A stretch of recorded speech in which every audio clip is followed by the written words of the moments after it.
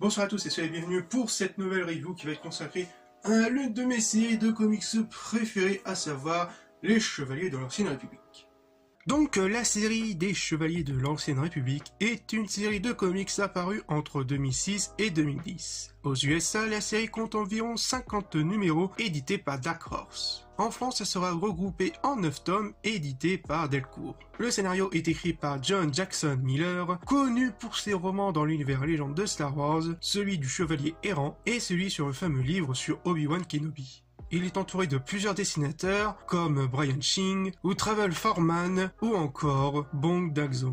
L'histoire de la série se déroule environ en l'an 3964, avant la bataille de Yavin, où on fait la connaissance de Zane Carrick, un jeune padawan maladroit et malchanceux. Afin de prouver à ses maîtres qu'il est digne d'être un vrai chevalier Jedi, il essaye tant bien que mal de capturer un contrebandier du nom de Kriff. Après de moultes tentatives, Zane réussit à le capturer et à le ramener à l'académie de Taris. Mais à sa grande surprise, ses maîtres avaient tué ses camarades sous ses yeux et qu'il était le prochain. Il a réussi à fuir et sera le bouc émissaire de ce massacre et fera tout son possible pour prouver son innocence. Entre-temps, la République doit faire face à l'invasion mandalorienne. Et oui, ça se passe bien en parallèle avec le jeu KOTOR. Nous croiserons donc certains personnages connus comme Malak, tout comme l'iconique Revan qui réapparaîtra de temps en temps dans certains comics. Je crois que dans le premier, on le voit très rapidement sous le nom de Revanchist, et on le retrouvera dans le tome 7 à partir d'un mini flashback résumé par un des Jedi qui a participé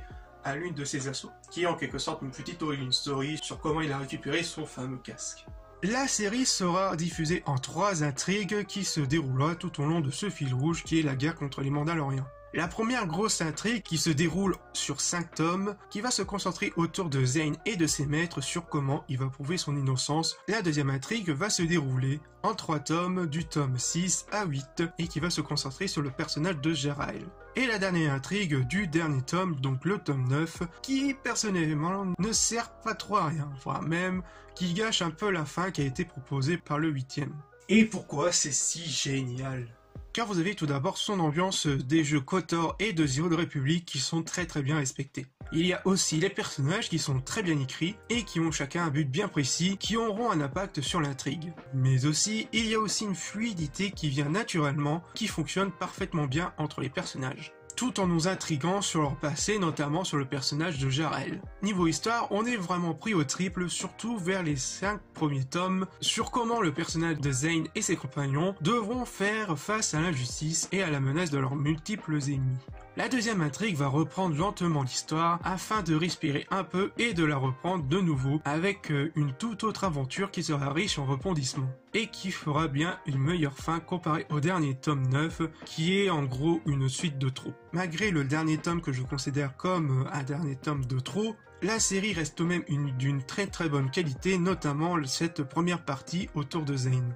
Aussi, il est conseillé de lire au moins le premier tome de la série Star Wars Vector avant de lire le tome 5, car celui-ci reprend une sous-intrigue autour d'un mystérieux objet Sith maléfique, et qui risquerait de donner cette sensation d'avoir loupé un épisode. Si vous n'avez pas les moyens de l'acheter, ce n'est pas grave, vous réussirez tout de même à vous retrouver sur le bon chemin. Et que si je devais lui donner une note, je dirais sans problème un petit 9 sur 10 bien mérité. Et franchement, très bon courage pour compléter la collection, c'est vrai qu'elle n'est pas facile à avoir. Je sais que vous pouvez trouver facilement les 4 premiers tomes ainsi que le tome 6, 8 et 9. Le 9, comme je l'ai dit, vous pouvez vous en passer, mais si vous voulez vraiment collectionner un son, allez-y. Donc vous les trouverez forcément à très bon prix, aux alentours de 15 ou 16 euros. Mais par contre, pour les tomes 5 et 7, bon courage à vous, parce que vous les trouverez mais à des prix totalement astronomiques. La dernière fois j'avais vu le tome 7 se vendre dans les 222 euros. Combien? C'est vrai que... Ouais. C'est vrai, ça fait un peu vraiment mal au cul.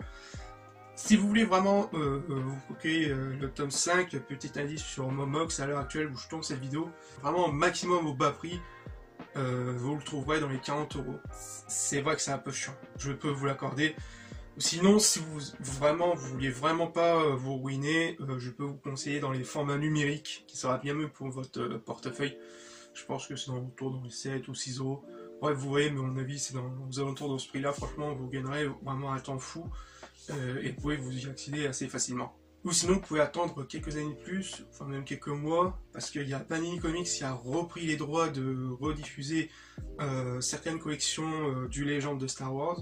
Je sais qu'il y en a 3 qui sont en préparation, et avec un peu de chance, une réédition de cette série culte, croisons les doigts. Bref, j'espère que cette review vous aura plu, et on se retrouve pour de futures vidéos. Peace!